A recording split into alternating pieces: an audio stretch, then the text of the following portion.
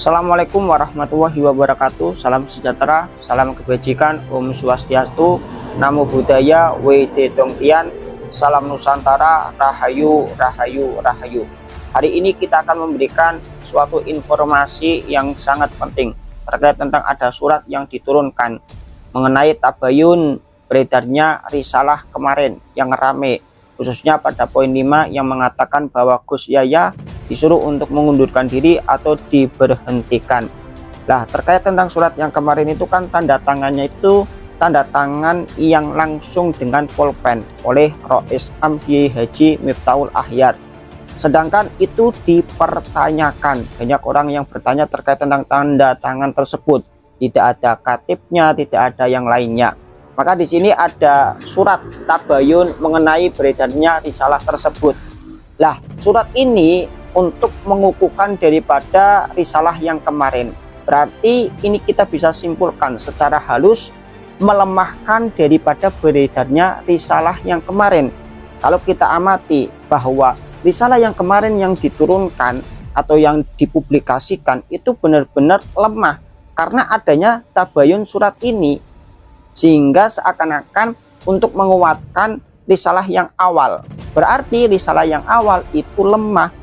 Nah, surat yang ini diturunkan untuk menguatkan risalah yang awal. Artinya berarti ada ketidaksesuaian dalam memberikan informasi, memberikan surat ataupun mengedarkan surat. Kan tapi kita tidak terlalu berpanjang lebar terkait mengenai hal tersebut. Kita akan bacakan surat tabayun mengenai beredarnya risalah. Kita baca itu ada tulisan pengurus besar Nahdlatul Ulama, ada beberapa keterangan baik itu email, nomor WA dan lain sebagainya, sama seperti sebelumnya. Perihal tabayun mengenai beredarnya risalah rapat harian Suriah. Kepada yang terhormat, 1 pengurus wilayah Nahdlatul Ulama se-Indonesia, 2 pengurus cabang Nahdlatul Ulama se-Indonesia, 3 pengurus cabang istimewa Nahdlatul Ulama di tempat. Assalamualaikum warahmatullahi wabarakatuh. Teriring doa serta salam, semoga Allah Subhanahu wa Ta'ala senantiasa memberikan bimbingan dan pertolongan kepada kita, amin. Setelah mencermati beredarnya dokumen risalah rapat harian Suriah, pengurus besar Nahdlatul Ulama PBNU di berbagai kanal media sosial sejak hari Jumat dalam kurung 21/11/2025 tutup kurung petang. Melalui surat ini kami sampaikan penjelasan sebagai berikut. Jadi surat ini untuk menjelaskan risalah yang kemarin. Berarti secara tidak langsung risalah yang kemarin itu benar-benar lemah karena dikuatkan dengan surat tabayun ini. Oke, kita langsung baca yang pertama atau nomor 1. Bahwa pada hari Kamis tanggal 29 Jumadal Ula 1447 Hijriah atau 20 November 2025 Masehi pukul 17.00 sampai 20.00 WIB telah berlangsung rapat harian Suriah PBNU yang bertempat di Hotel Aston City Jakarta. Rapat tersebut telah memenuhi quorum karena dihadiri oleh 37 orang dari 53 orang pengurus harian Suriah, 69%. Sebanyak 7 orang tidak hadir dengan permohonan izin dan 9 orang tidak hadir tanpa pemberitahuan. 2.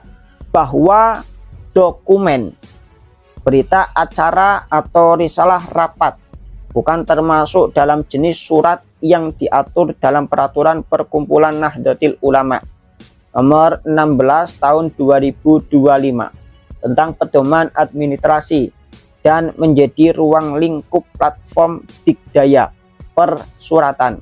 Karena itu proses penerbitan risalah rapat sebagaimana dimaksud ditandatangani secara manual oleh Rois Am selaku pimpinan rapat. Hal tersebut sesuai dengan ketentuan pasal 15 ayat 1 Peraturan Perkumpulan Nahdlatul Ulama nomor 10 tahun 2025 tentang rapat yang berbunyi Dokumen-dokumen hasil rapat harian Suriah ditandatangani oleh Rois Am atau Rois di tingkat kepengurusan masing-masing. Tuh.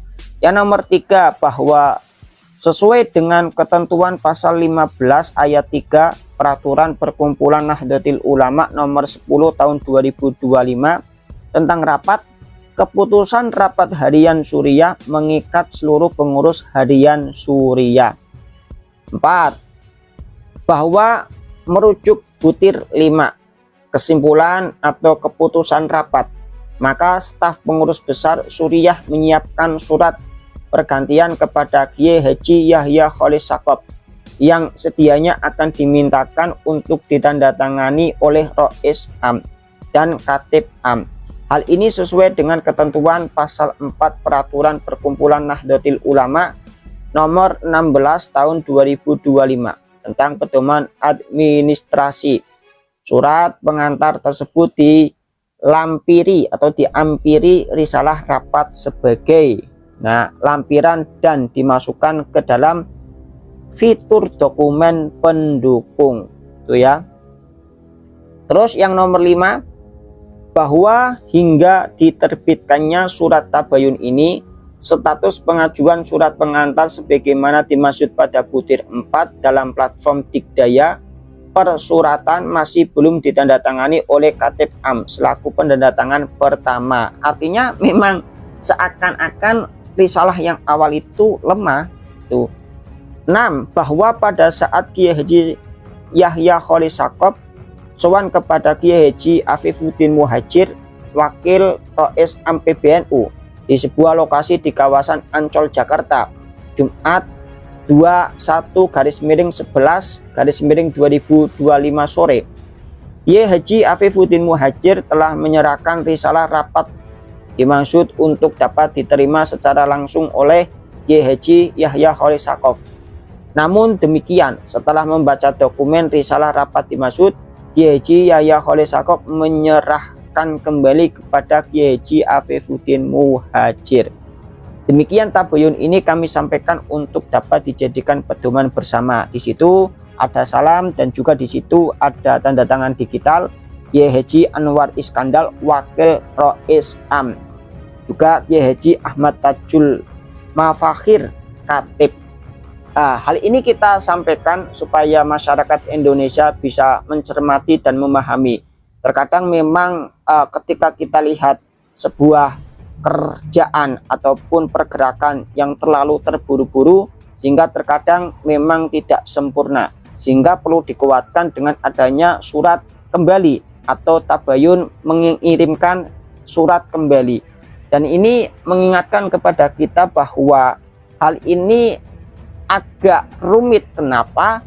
Karena memang seharusnya sekelas PBNU tidak usah adanya tabayun sebuah surat, karena memang sudah pasti hal itu sudah diteliti dari awal. Tapi kenapa kok ada tabayun? Ya pastinya itu terburu-buru ataupun ada alasan yang lain. Maka dari itu kita mohon kepada masyarakat Nahdliyin, warga Nahdliyin untuk tetap waspada dan tetap menjaga kondisivitas dan menjaga ketenangan. Jangan terpengaruh dengan apapun, tetap dalam jalur lingkar Nahdlatul Ulama. Kita cuma sekedar menyampaikan ini untuk memberikan informasi bahwa risalah yang awal itu terkesan lemah karena adanya surat tabayun. Akan tetapi kita tidak mempermasalahkan karena memang itu haknya mereka sebagai pengurus.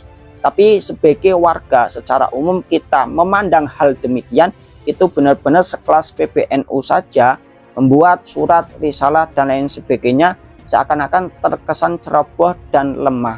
Maka dari itu kita perlu sampaikan dan perlu kita jelaskan. Mungkin itu saja, dengan apa yang kita sampaikan tidak ada maksud untuk merendahkan, menghina ataupun yang lainnya. Kita cuma sekedar memberikan informasi kepada masyarakat secara valid mengenai surat-surat yang telah diturunkan atau diedarkan. Jadi saya banyak kesalahan, kehilafan, saya minta maaf sebesar-besarnya. Assalamualaikum warahmatullahi wabarakatuh.